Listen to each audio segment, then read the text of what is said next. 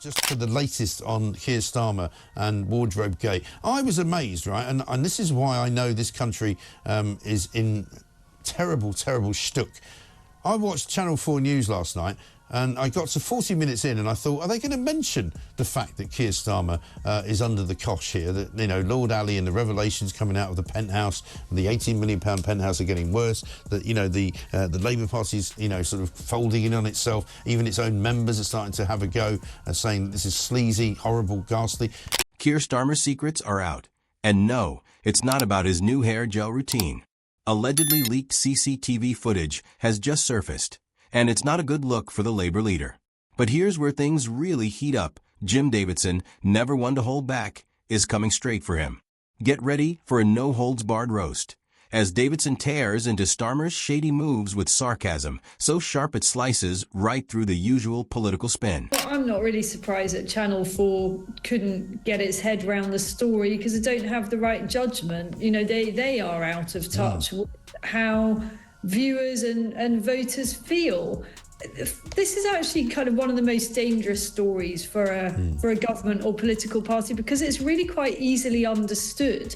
It's just a rich guy, and I actually make no criticism of him. It seems he's played his hand quite well, spraying money and favours around the very top of this government. Not a peep, not a whisper, not even a blink on the news scroll. Just the same recycled punditry and endless hand-wringing over policies nobody even bothers to read. Meanwhile, Keir Starmer seems to be starring in his very own real-life political soap opera, complete with a luxury penthouse, a billionaire buddy, and CCTV footage that could rival a Netflix thriller. We've just been made aware of this as well. A curious story. Keir Starmer has made what can only be described as a secret visit to Southport this morning. This is just a day after the government ruled that Rudy Cabana's anti-terror case was closed prematurely. And the very next day, the Prime Minister visits Southport with none of the usual notice or press information that would go with a prime ministerial visit. We understand he visited a sixth form college where half the school was cornered off and Range Rovers blocked the streets. And we've got some imagery there for those watching. Nobody's talking about it. Apparently, the consensus is that this scandal just isn't in the public interest. Because, of course, what the public really wants to know is whether their potential prime minister is secretly living out a House of Cards fantasy behind closed doors. Let's start with the unlikely hero of this accidental exposé, comedian Jim Davidson. A man who's gone from cracking jokes on stage to dropping political bombshells in a Westminster club, like he's eyeing a side gig with MI6. Let's talk about old people. Keir Starmer, right, did you see him? Prime Minister's Question Time is back on the television. In fact, I think it's because the guys are back in the House of Commons now after they have longer off than headmasters and teachers, don't they, for the summer? I saw Nigel Farage looking out the window saying, it's not a bad view, is it, eh? Well, good for him. Get in there, Nigel, and rip them to pieces. Let's hope, and I really do hope, that Nigel and his team join forces with the Conservatives and reshape the party into what it should be in these times. A real good opposition to this piss-poor Prime Minister. He's not a bad guy, really, but he's just a communist. He's just a lefty lightweight.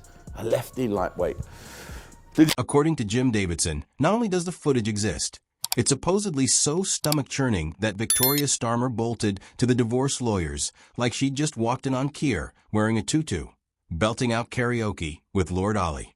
And to top it off, this whole drama reportedly kicked off at a charity event. Because nothing screams moral collapse like a scandal served with finger food and lukewarm champagne. While Davidson was busy lighting rhetorical fireworks, Keir's camp went into full crisis mode, firing off legal threats, churning out cease and desist letters faster than a leaked manifesto. Journalists were muzzled. Social media got scrubbed cleaner than Starmer's voting record. The leader, the lying Prime Minister Keir Starmer, has returned to the scene of that little monster Axel Rudikapana's horrific crime. He's gone up to Southport, we understand, to make some kind of a speech to sixth form college students, and there's also a suggestion that he may have met some of the relatives, the grieving relatives of the victims. Now there he is, by a big Range Rover. That's good for the planet, isn't it? And by the way, Downing Street are not denying, so you can take this as a fact, that he flew up there by private jet. One rule for him and a different one for the rest of us. I hope Ed Miliband doesn't know just how much the Prime Minister is damaging the planet. If you're enjoying this, don't forget to subscribe. At this point, Keir Starmer could stroll through Parliament Square in his underpants, and the BBC would still spin it as a strategic wardrobe choice. But let's rewind a bit. Who exactly is Lord Ollie? Aside from being the mystery donor with a penthouse worth more than the GDP of some small countries, he's basically Labour's one-man financial lifeline. He buys the suits, books the luxury pads, and showers Westminster with cash like it's the Vegas Strip. If Starmer's the frontman of Labour's greatest hits, Lord Ollie is the manager, the roadie, and the sugar daddy, all rolled into one. Establish or even second guess what the purpose of this might be, Isabel, but certainly if you were advising the Prime Minister, I think top of the list would be don't go to Southport. This is an extraordinary story. I understand that Keir Starmer has made this very secret visit to Southport this morning. He held a private meeting at the sixth form college. The school's name is the King George V sixth form college in the Southport area. Now, Downing Street is being very, very tight-lipped about this visit, but we showed earlier that photograph. You can see a rather grainy image of Keir Starmer in the corner there. Let's not forget that £18 million penthouse, allegedly the scene of the now infamous CCTV drama. Starmer claimed he stayed there to help his son study for GCSEs, because nothing says academic focus like a 5-star skyline view and a walk-in closet big enough to hide scandal. But here's the catch. Exams ended weeks before they moved out. So maybe the real lesson was how to ride out controversy until the media moved on. Insiders say it wasn't just Keir and his son. There were visitors, meetings, late-night guests. Exactly the kind of thing CCTV would catch if the footage hadn't mysteriously vanished or been seized, reportedly under Downing Street orders. Starmer's defense? It's not relevant. Which is what people say when it's very relevant. Just like those £24,000 in designer gifts from billionaire Lord Wahid Ali, declared only after public pressure. The excuse? They needed to look good. Because nothing says for the people like being dressed by the elite. And the penthouse?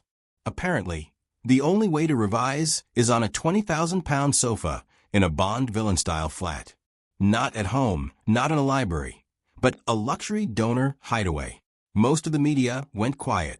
Journalists who usually chase scandals suddenly lost interest. Rumors spread of a quiet media blackout. But a few voices warned, the public's being kept in the dark. Even Labour MPs are nervous.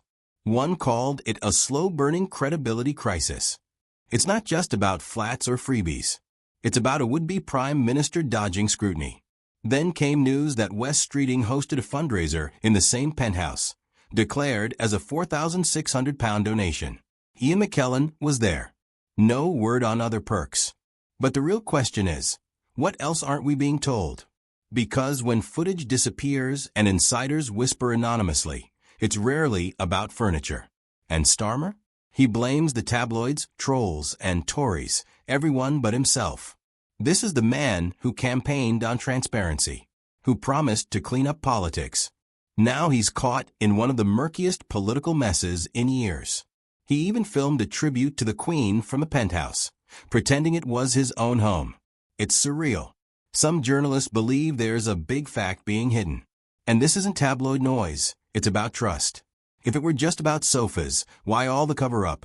Even the Parliamentary Standards Commissioner passed on a full probe, because Starmer declared his gifts, just not his wife's.